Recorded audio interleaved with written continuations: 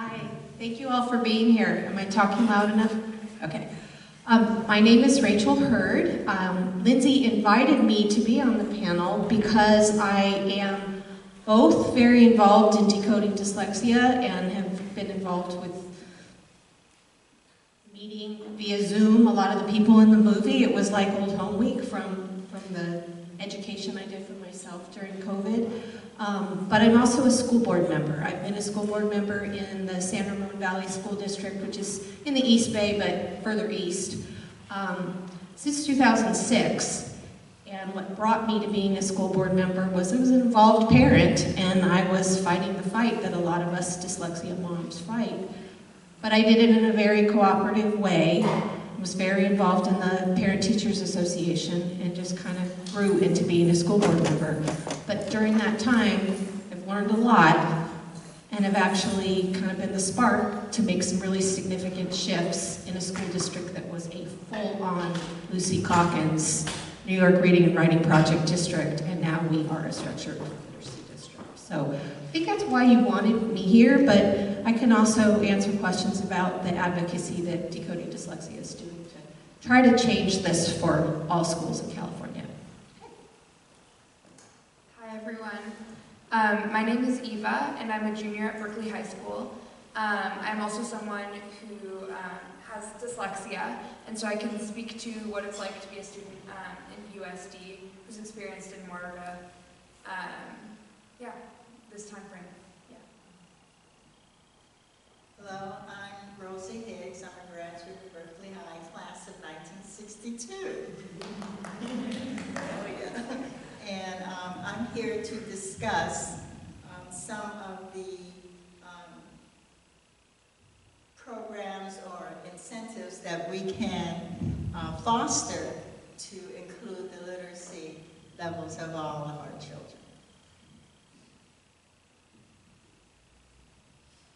Thank you so much.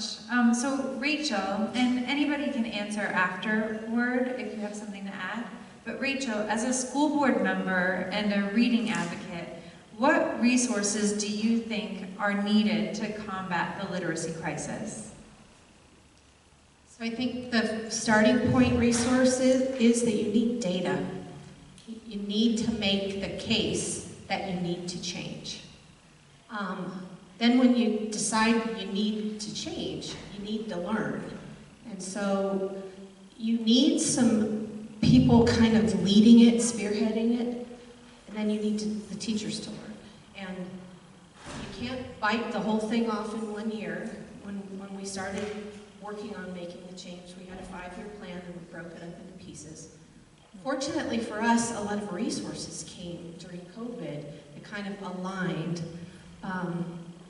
So you need professional development for teachers, administrators, you need coaches to help the teachers, help it stick, in a sense, and you need good curriculum. Not that curriculum teaches, but it's a lot of effort for teachers to create structured literacy lessons for the whole year and for them to be responsive to their students. So it's not that the teacher's going to open the curriculum out of the box and just read the teacher's manual. But they do need those resources so that their lesson planning is manageable. So I'd say those are the 3 things. PD at all the levels and the curriculum. But you got to start with the will to change. Did you guys want to answer that question? So Eva, you struggled to learn how to read. Can you talk about some of the barriers to learning how to read? Yeah, so I'd say a big one, as has been mentioned before, is the curriculum. So in USD, the curriculum was and still is to some extent based heavily on Lucy Calkins. And basically what that meant was that I was given a lot of like little readers, which were books with big pictures and maybe one sentence, and the picture referred to the sentence. And so us kids with learning differences or who were struggling to learn to read became really good at memorization, as was talked about in the video. And so, you know, it was really easy to hide our learning differences and our struggles through that way. And teachers weren't really looking to, they weren't really looking to see if you had struggles. I think another big thing is money. So if your parents can figure out and they have the knowledge and they are like in touch with what's going on with your education and they know that something is wrong, they can't really do anything, or there's not that much they can do besides like pay for outside tutoring, because at least for me, I got reading intervention after we spent a lot of money to get me like an outside test to prove that I had dyslexia. And the reading intervention in BUSD didn't work. It was a really lovely tutor, she was really great. I had a fun time, but I wasn't learning to read. And so we had to pay, shell out thousands of dollars for me to get outside tutoring. I went every morning for several years, and that's what made a difference for me. So I also think parent education is a big part as well. So both parents like having the knowledge of being able to read themselves, and also being able to like see what's going on with their child's education. So that means like lower income families might not have, their parents might be working more, which means they just can't read to their kids as often. And that can be a factor as well. And then like shame, kids will try to cover it up. If they're struggling, they're not gonna really, announce to the world like, hey, I can't read, guys, there might be an issue. So that also creates a barrier for teachers and parents and other people to know that there's something wrong. Thank you. And congratulations, Eva, and to your family for their persistence. I love that story. Thank you. That does my heart good. I've been teaching for over 30, a lot more than 30, almost 40 years. And started at San Francisco State, where I went to jail for insisting on Black studies. I'm so proud of that. Yeah, I did some good, bad, good trouble there, right? Okay, we went to jail, yeah. Okay, so, and then we brought Black studies back here to Berkeley High. So you've had it here because a bunch of us went to jail. Now, about your difficulties. During the pandemic, I was given an award. I think that's why you asked me to come. And I'm so sorry the other person is ill, but I'm glad you called me. I love talking to groups. But anyway, during the pandemic, I tutored all of the little Black kids, many of whom had were dyslexic, and I taught them all to read. And when my birthday came, one of the parents threw me a birthday party in her driveway. It was so much fun. Anyway, the children did learn to read, and my method doesn't take years. And I'm not a business, I'm just a teacher, but I'll figure out how to charge money one of these days. But anyway, they all learned how to read very well, and it only took them 6 weeks. Sorry, I just had one more quick thing I wanted to add. So just to look at my story in parallel, I have a much older brother. He's 18 years older than me. He also went through BUSD, and he dropped out of school at age 15. At that time, my family didn't have the money or know-how to get him tutoring and support.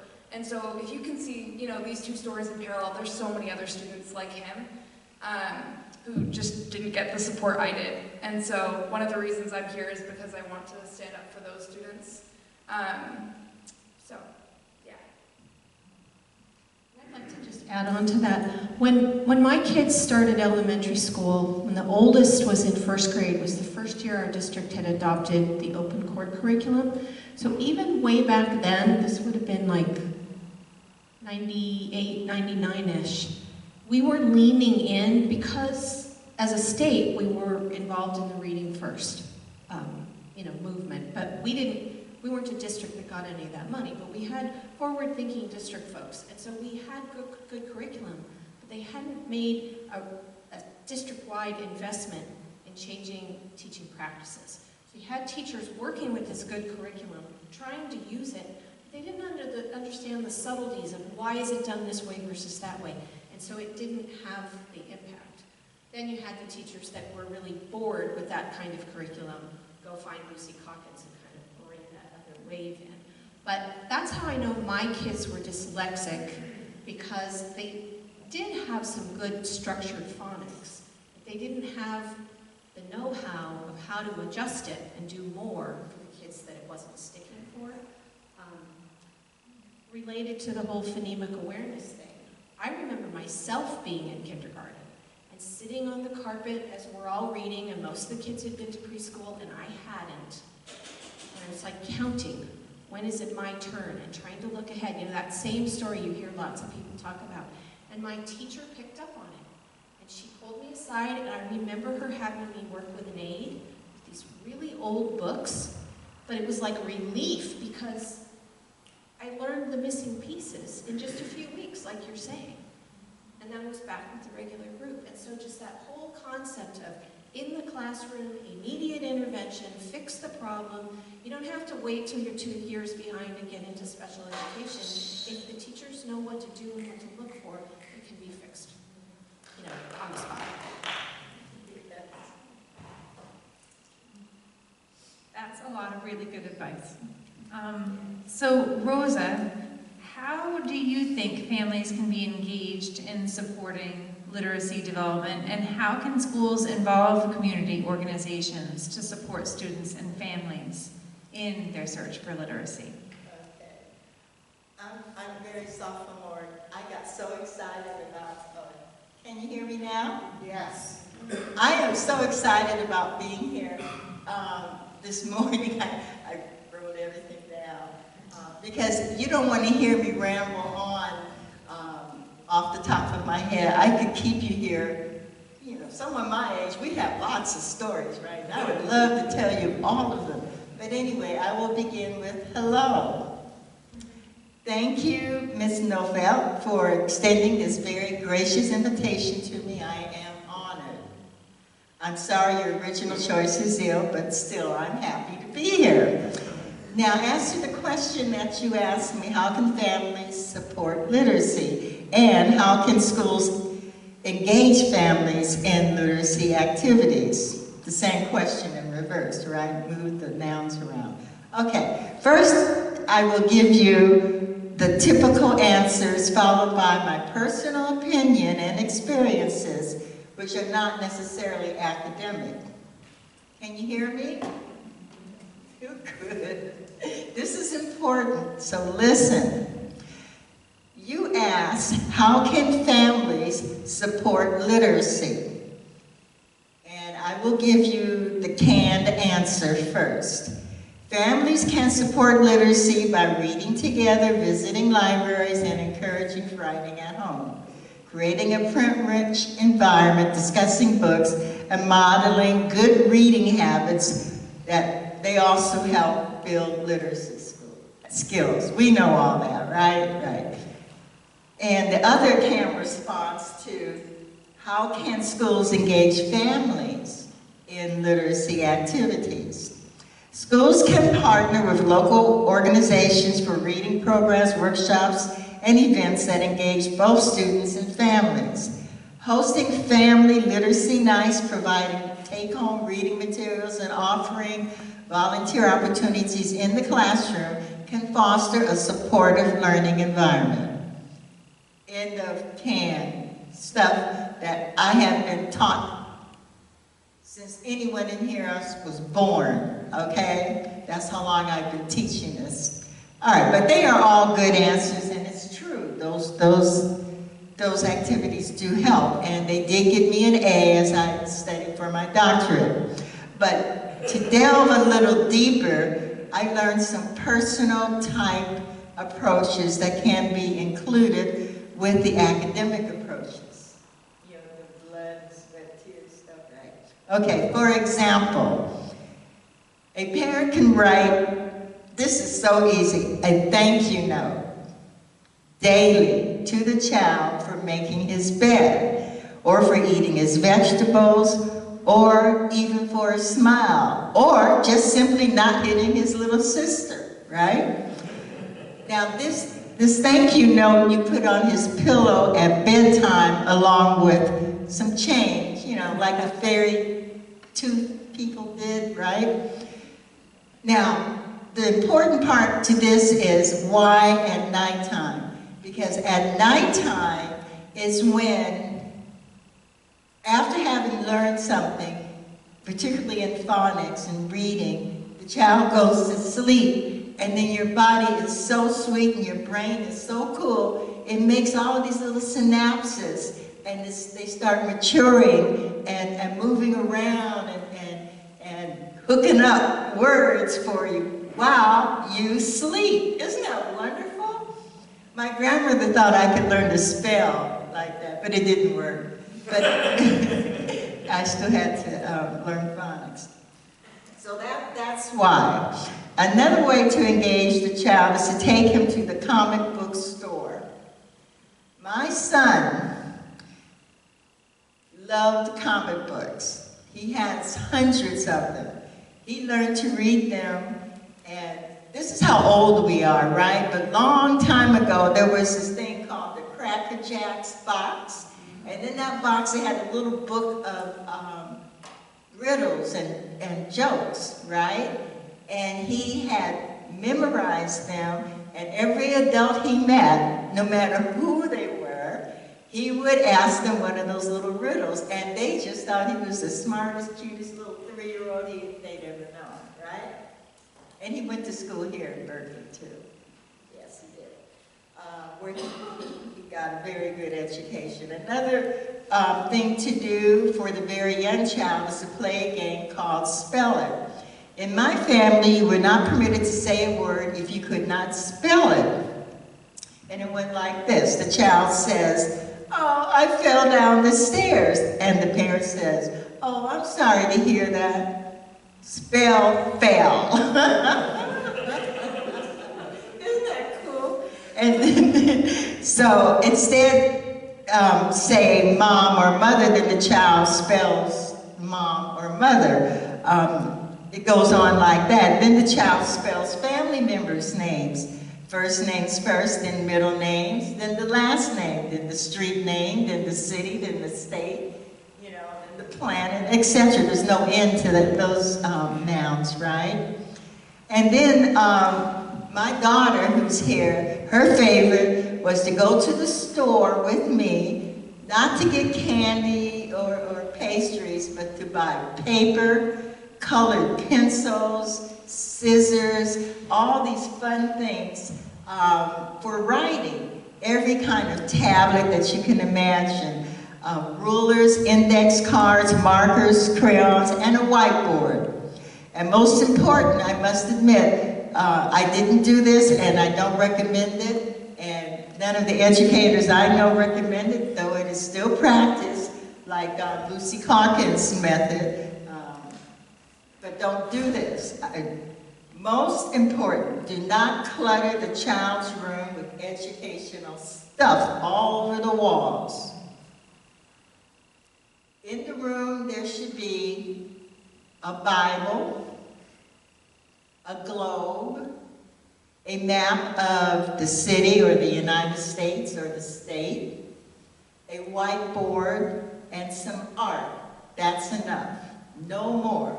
And of course, a little desk that looks like a desk, not the thing at school, but a real little desk suitable for a child. And I have some idea on how to teach the language of math as well. Now, as to the second part, am I taking too long? I told you, and I wrote this. You want me to start? Well, if you could just wrap it up, because we've got 3 more questions before the audience. Oh, I'm sorry. Okay, I'll go really fast. You need to talk fast or cut it off? It depends on how you're feeling. No, it's just about how you feel.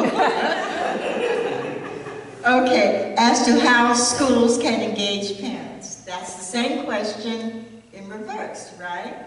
Well, the schools can teach the children to read fluently with intensive phonics workbooks that teach the 7 rules of phonics. There's only 7.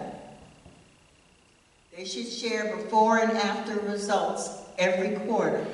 Phonics is all the teacher needs. 15 minutes at the top of the day and then go on and do everything else for about 6 weeks. And then, if done properly, in most cases, that child will be able to read 100,000 plus words in the American English Dictionary. This is all about reading. Comprehension is not taught at this time. Handwriting is not emphasized. Definitions are not emphasized. The vocabulary, oh my daughter's saying Hurd. Okay, so, like my principal told me, I won't tell you the story, but she told me, because I told her my kids couldn't read in the 7th grade, and I was appalled, right? And she told me, well, if you don't know how to teach them to read, go learn how. So that's what I'm telling you all, you teachers and parents. If you don't know how to teach reading effectively, go learn how. Okay, I'll stop.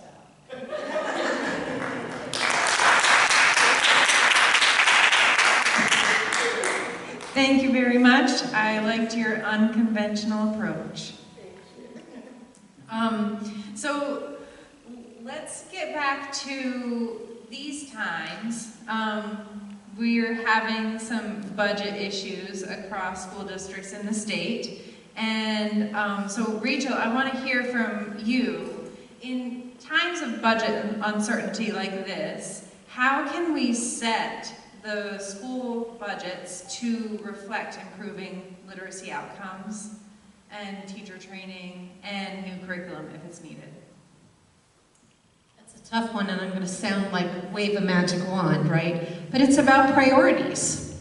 And depending on the district and where their data is, but the kids can't access all kinds of deep learning and wonderful experiences in high school if they can't read. I mean, I think that movie was so powerful about how it really leaned into the adult literacy story. And so that's really what it's about. And the tough thing about a school district, though, is there's a whole lot of kids who read fine. And so you have to be able to articulate to the rest of the community why these resources have to be prioritized. But I think if a school district frames it within a multi-tiered systems of support, and that's where I said earlier about the data, I think that's a big part of it. My own district is going through huge budget cuts right now. We're cutting 8%, and a big part of that is declining enrollment. A big part of it is the loss of the COVID money, and every school district is dealing with that. So it's how do you tighten your belt, but still spend the limited resources you have as effectively as possible. And so as we were looking at cuts, one of the things our board put back, because the initial list was bigger than we had to go with, we prioritized K-3 class size, and we said that's the one class size we're not going to touch, because those little ones need to learn how to read and learn basic, math. And that's really hard to do with a large class. Not that teaching high schoolers is easy with a large class, but that's an easier lift than teaching basic reading skills. And so that was a place where, just a little tiny place where we were able to make that commitment. Did you guys want to answer that one? I just have a quick thing to add. So my mom is also a big advocate for literacy and reading instruction in USD. And one thing she was telling me about is that in our limited budget time, she is really focusing on all the efforts in K through 2. So just those grades, because that's the most important time. That's when kids learn to read. And, of course, we really want to be able to help all the students who have been, frankly, failed by our school district, all the students who are quitting, all the students in middle school and high school who aren't reading at grade level.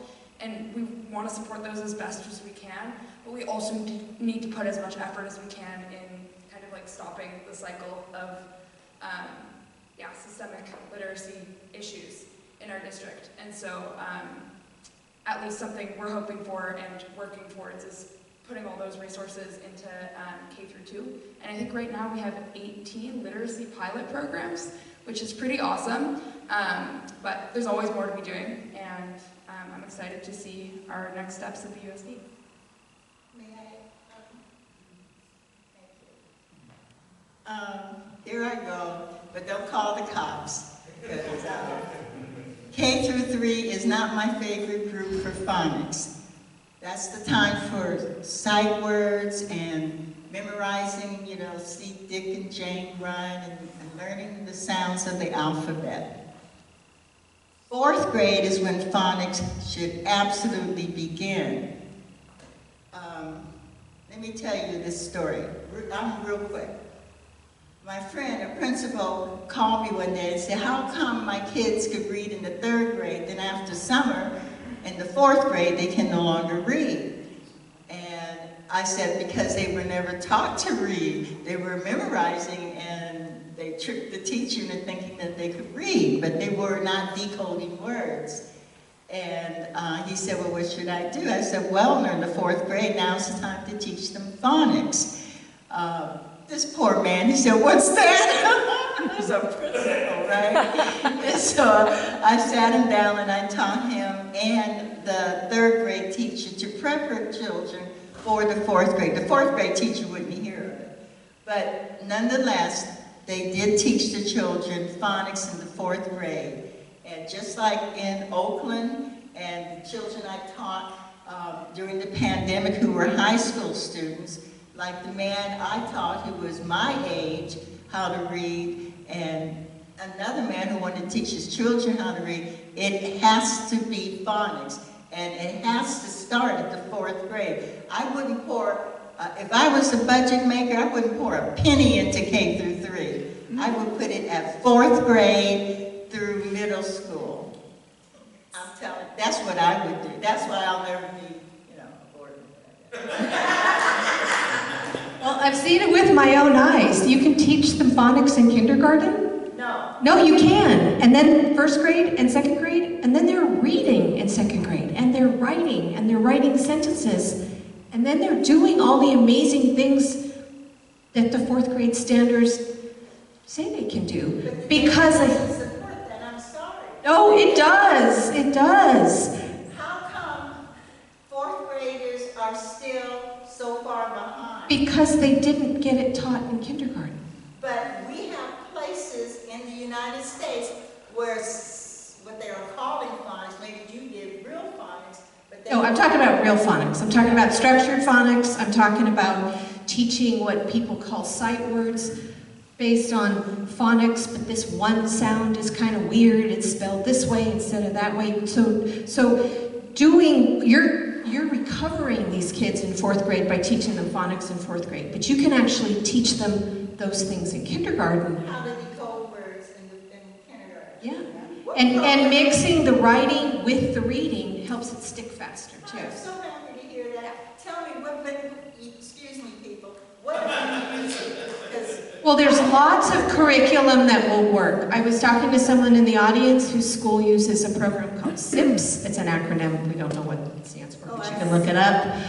In my district, we're using the CKLA foundational skills, and we're kind of also using the knowledge-based part too, because that speaker in the movie, Natalie Wexler, that talks about the knowledge is another really important piece of all of it. So, yeah, absolutely. You teach them the right way the first time, and then you don't have to undo all that memorization and teach the phonics so all and your forth. kids are reading Well, I don't know if all of them are, but I mean, I'm hearing teachers that were not very excited about this shift saying, oh my gosh, these kids are reading and writing better than any class I've ever had before. And then it got to the point where the 3rd grade teachers were like, wait, these kids have had this in 1st and 2nd grade. Now they're coming to me, and I don't know what to teach them. So 3rd grade was like, give us some. And then we ran out of curriculum money, so we had to kind of put the 4th and 5th grade part together. But fortunately, we had good people to do that, so kind of making our own curriculum for 4th and 5th. We want to make sure we get to the audience questions. Yes, so I would love for audience questions. If you have a question, raise your hand, and we'll bring a mic to you and amplify your voice.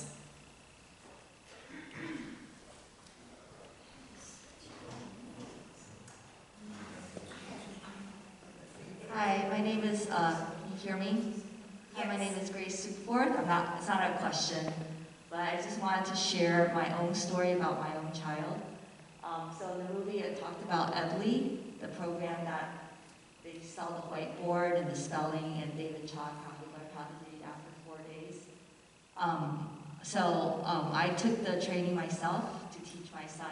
He's severely dyslexic. For example, when he was in kindergarten, it took him 1 month for the special education teacher to teach him how to read the word the, T-H-E, because he just couldn't retain it because of his poor working memory.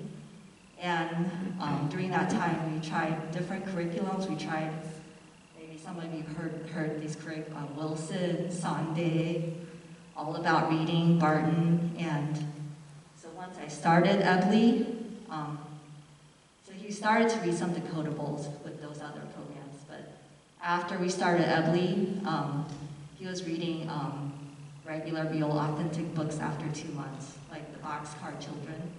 So I just want to be a testimony that the Ebley approach really works. I mean, it's a huge investment, but it's effective. It also teaches spelling and basic writing. So I really encourage people who have the power or the decision makers to really look into Ebley, because it is effective, and there's a Facebook page on Ebley community. And I'm not just the only person with a testimony that it works. There's lots of other parents, teachers that do a whole classroom or intervention that it's effective. So I just encourage you. Ebley, E-B-L-I. There's the instruction.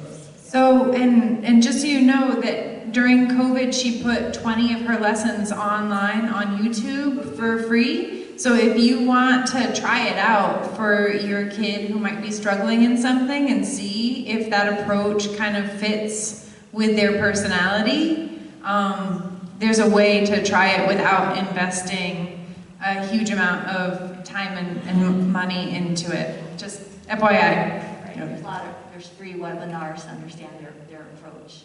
So it's not just like a set curriculum's approach that you can use across science or social, because the approach could be applied for,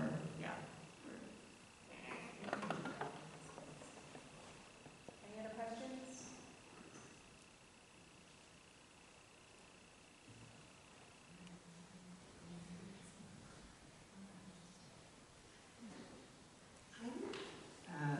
Here we go.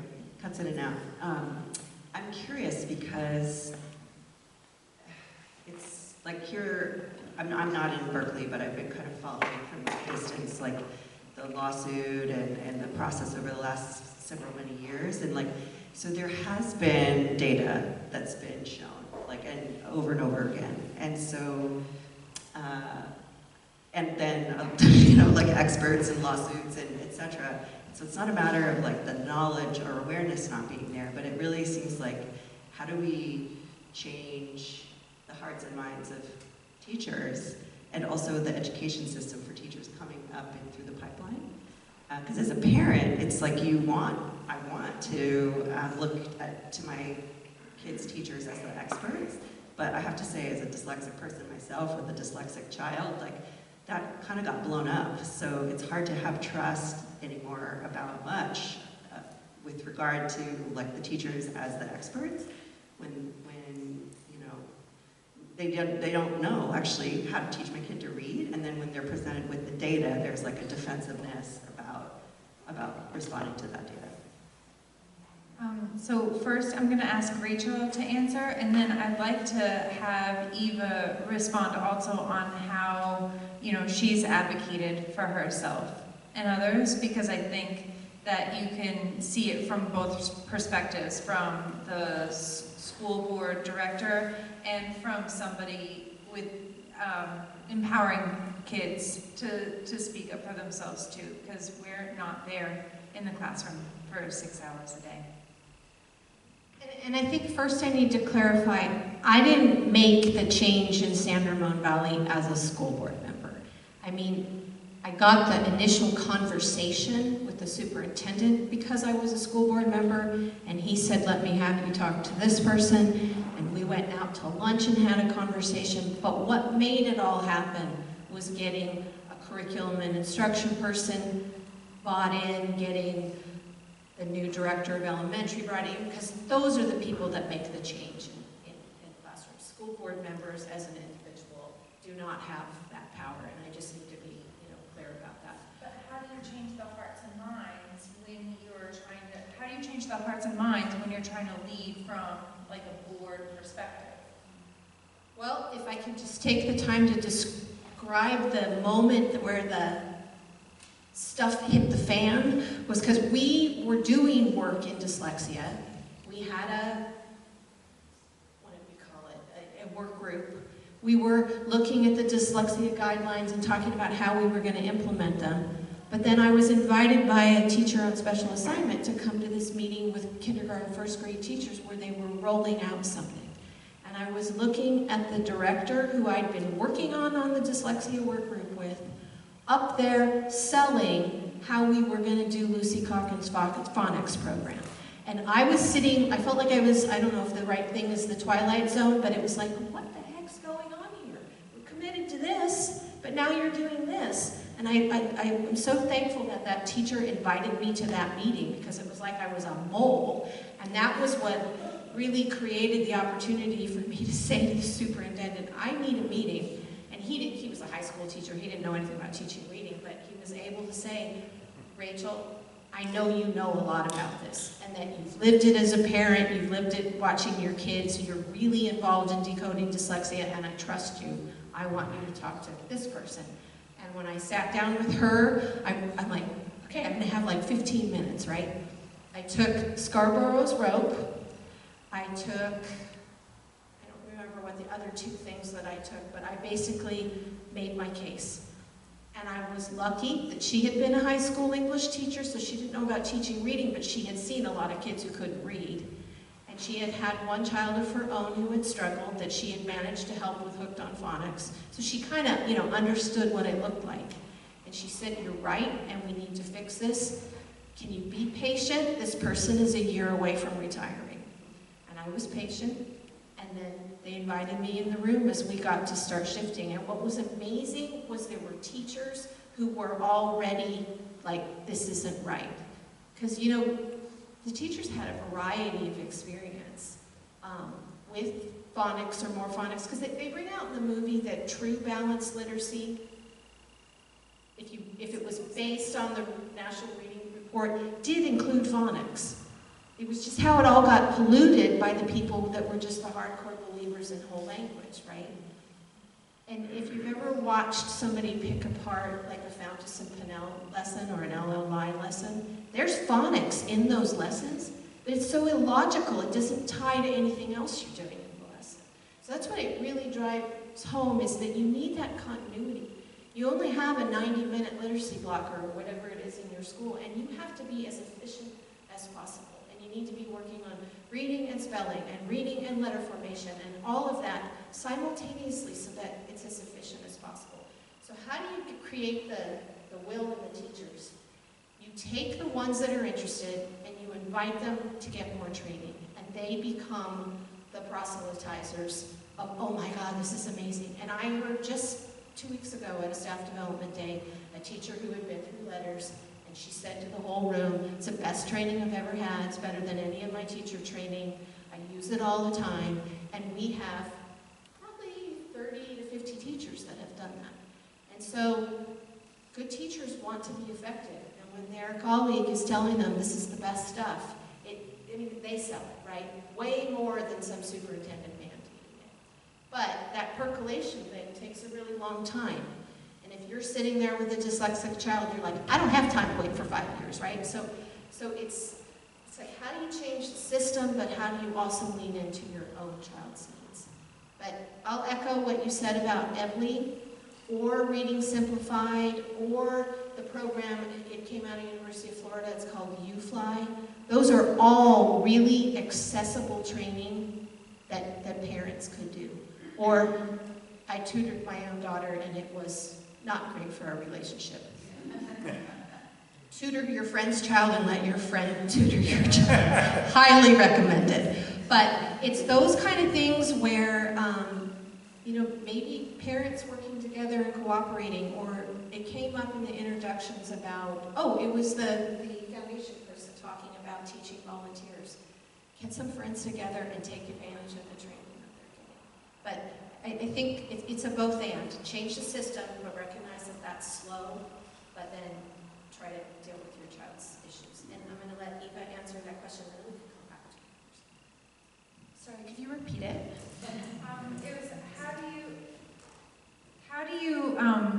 how do you help advocate for yourself when there might be problems that your teacher doesn't notice or see, and how do you raise awareness for others too?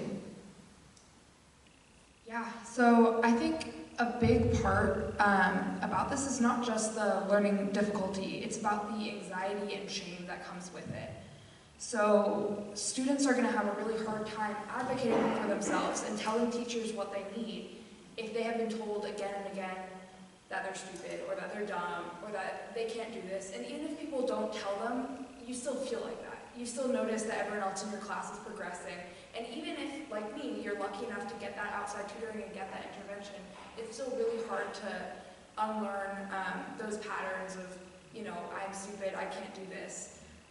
And so I think a really important thing is to get students together who had these similar experiences and create a space where you can talk about that and also start building up your confidence again, because you can only like start advocating for yourself when you have confidence in yourself and you believe that you can do something. And yeah, I've still found it hard in the past to like say to teachers like, hey, I need extra time, hey, I need X, Y, and Z. But I'm also lucky enough that I got a 504 plan very early on. So usually just saying the words 504 scares teachers into like doing things. But I have had friends who that is not the case. And it's a struggle for them. And it's hard to get like noticed in such a big school district as the USD.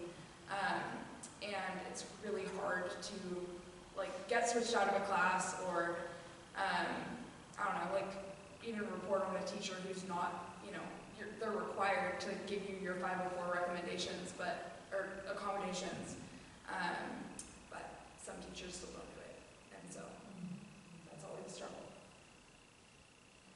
Just one last question, and then the room closes for us. I'm sorry.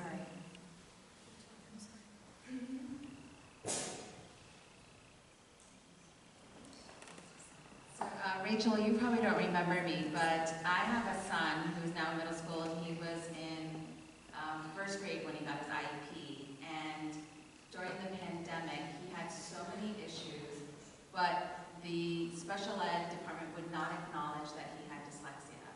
And I joined Decoding Dyslexia, and Rachel, you actually read my son's IEP, and you said his IEP screams dyslexia. So my question is, how do you navigate when you have special ed teachers in department that completely gaslight you? So you have to go through a triennial and an IEE and all this stuff before you can actually get even acknowledgement for what's really going on. So that's my one question, and this is kind of a tangent question, and if you have time you can address it, but I'm also curious about dysgraphia, how that being supported in your districts, how's that being acknowledged, because I feel like there's a very lack of awareness about dysgraphia as well. It's true that we could talk forever about this. I'll give it to Rachel because she knows so much. Well, and I only heard bits and pieces of that, but I think I almost think, and I'm just going to be totally honest, I think when the conversation becomes about special education and services, sometimes administrators sort of circle the wagons and it becomes this whole thing about resources. Because special education budgets are extremely stressed. And if we could get over this dyslexia thing, we could probably get dyslexia addressed in general education, and there would be a lot of relief in the special education budget. And that's really where we're hoping the end game goes. But I think if you can really focus it on the reading, and I don't care if it happens in the resource room or an intervention room or you teach me how to do it or whatever, just kind of, we need to deal with this problem, I think is where I would attack it if I was in your shoes right now. And did you also ask about dyspraxia or dysgraphia? Dysgraphia.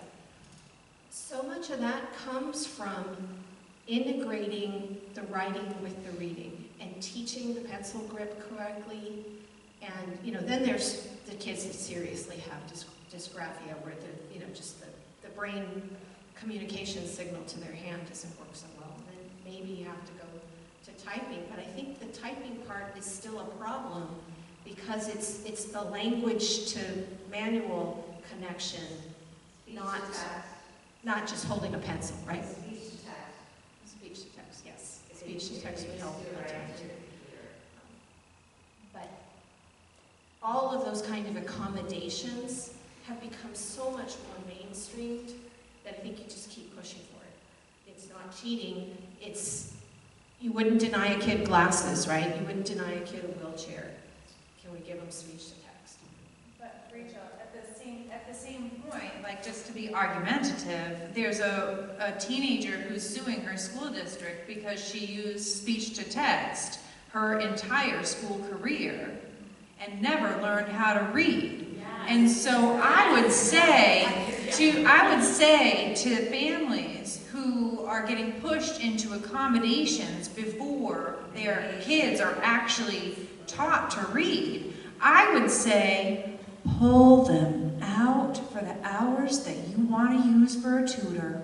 If the school isn't working and you have the resources to do it, they shouldn't have to suffer through 9 hours of school every day and come home exhausted and sad and then go and try and learn how to read on their own.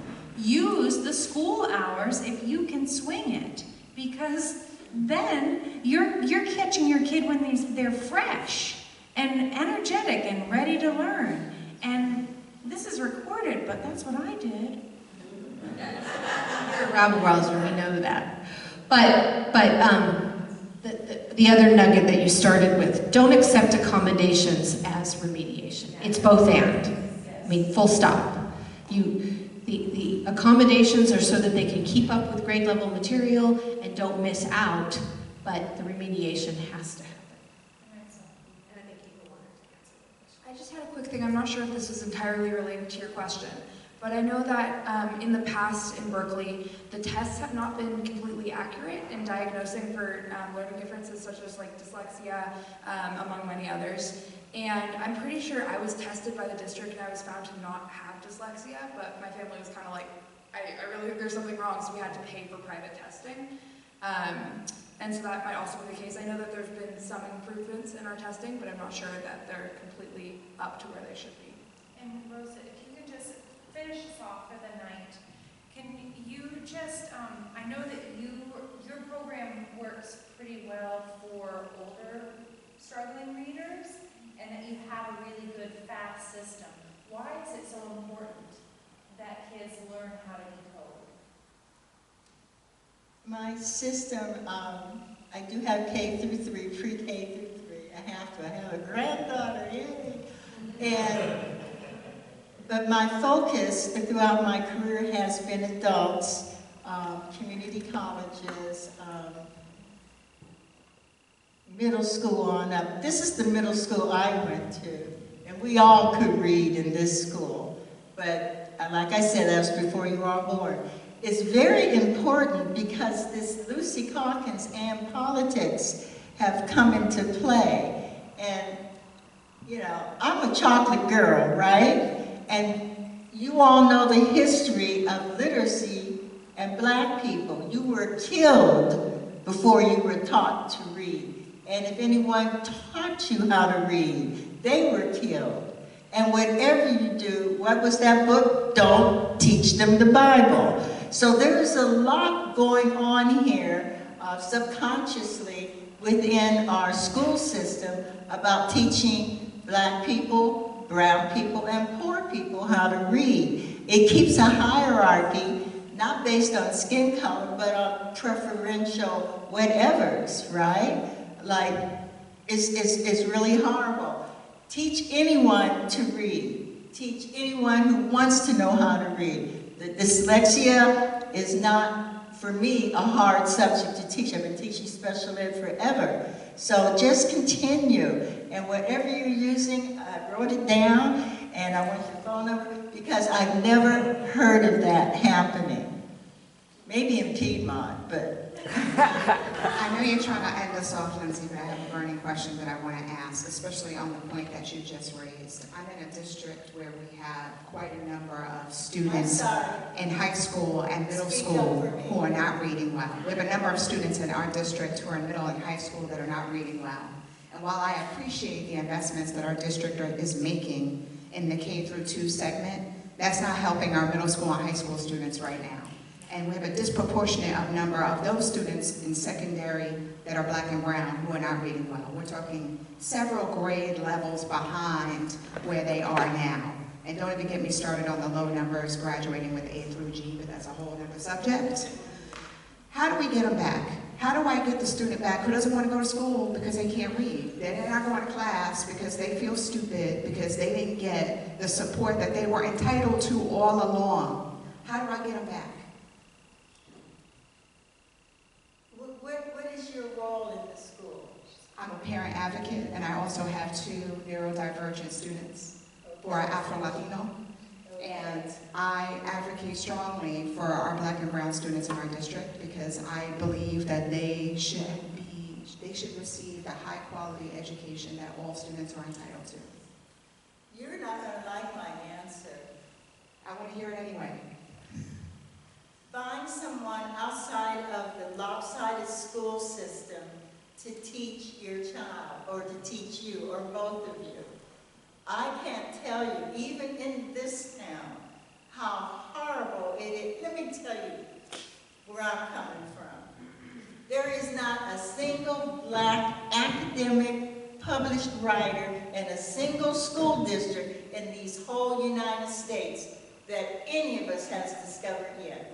There might be, like with you, you have kids that can read in the 3rd grade, in the 2nd grade, but there might be somewhere.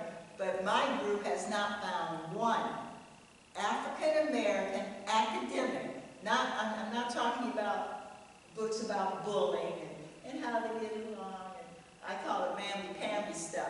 But I mean academics like physics and algebra. You go find a tutor. You go find an African-American teacher, or even a white teacher who knows what intensive phonics is. This lady sounds like a good resource. My books, of course, I think I'm the best. I think my books are even better than anything out there. I don't know about anything else, but no books have taught reading to so vast a group of people that mine have. And I have the stats and the data to prove it because she's the statistician. She added it all up. But anyway, what I'm saying is find someone. If you think you found me, I'm here for you. I'm a native here. I'm the oldest black native in this town. So you can find me. I'm around. Okay? Thank you so much. And I can tell you about other people if I'm not the one for you. Thank you all for attending. I really appreciate it.